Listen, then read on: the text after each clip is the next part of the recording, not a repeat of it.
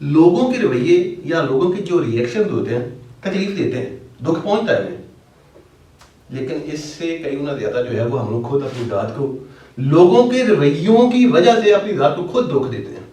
اگر لوگوں کے رویے سے ہمیں 10% دکھ ملتا ہے تو باقی 90% ہم لوگ کھو دیتے ہیں۔ لوگ اگر ہمیں گدھا بنانے کی کوشش کرتے ہیں، ان کی صرف کوشش ہوتی ہے 10%، اور 90% ہم لوگ خود اپنی سائیکی کی وجہ سے، اپنی فطرت کی وجہ سے، اپنی نفسیات کی وجہ سے ہم لوگ ان کو کامیاب کرتے ہیں۔ ایگزامپل ہے، میں وہ کہتا ہوں آپ گدھے ہیں، اب آپ کا ریئیکشن کیا ہوگا؟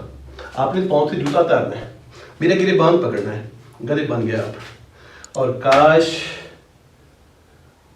سزا تو دی نا آپ نے، یعنی کہ اپنی ذات کو سزا تو دی نا آپ نے، مینٹلی ٹارچر تو ہوئے نا آپ، اور کاش آپ اس طرح سے دیکھیں کہ یہ بندہ مجھے کہہ رہا ہے کہ میں گدھا ہوں۔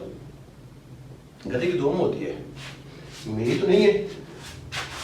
گدھے کے کان ہوتے ہیں لمبے لمبے، میرے تو نہیں ہیں۔ اب اس سے کیا ہوا؟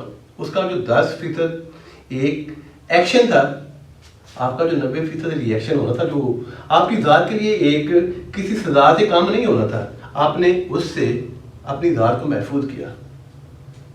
اور ان کیس وہ جو 10% کے اوپر آپ 90% ایکشن کرتے، لیگلی طور کے اوپر آپ کو پرابلم فیس کرنے کو ملنی تھی، معاشرتی طور کے اوپر آپ کو جو پرابلمز ہیں وہ فیس کرنے کو ملنی تھی، اور فیملی بیس، ان کی فیملی لیول کے اوپر بھی آپ کو جو کنسرننگ پرابلمز ہونی تھی وہ فیس کرنے کو ملنی تھی، اور ان سے کیا ہونا تھا کہ آپ نے اپنی ذات کو ایک سزا دینی تھی۔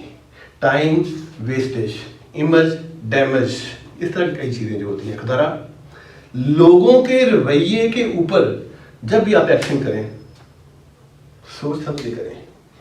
جو گدھا کہہ رہا ہے آپ کو کہ آپ واقعتاً گدھے ہیں، اور جو نکما کہہ رہا ہے آپ کی ذات بہتر جانتی ہے کہ آپ نکمے ہیں، یعنی کہ جو بھی ریئیکشن آپ کا ہونا چاہیے سوچنے کے بعد رویوں کے اوپر اپنا خیال رکھیے گا، اور لوگوں کے جو رویے ہیں ان کو اوائڈ کرنا، ٹائم کو گزارنا سیکھیے گا۔ اللہ حافظ۔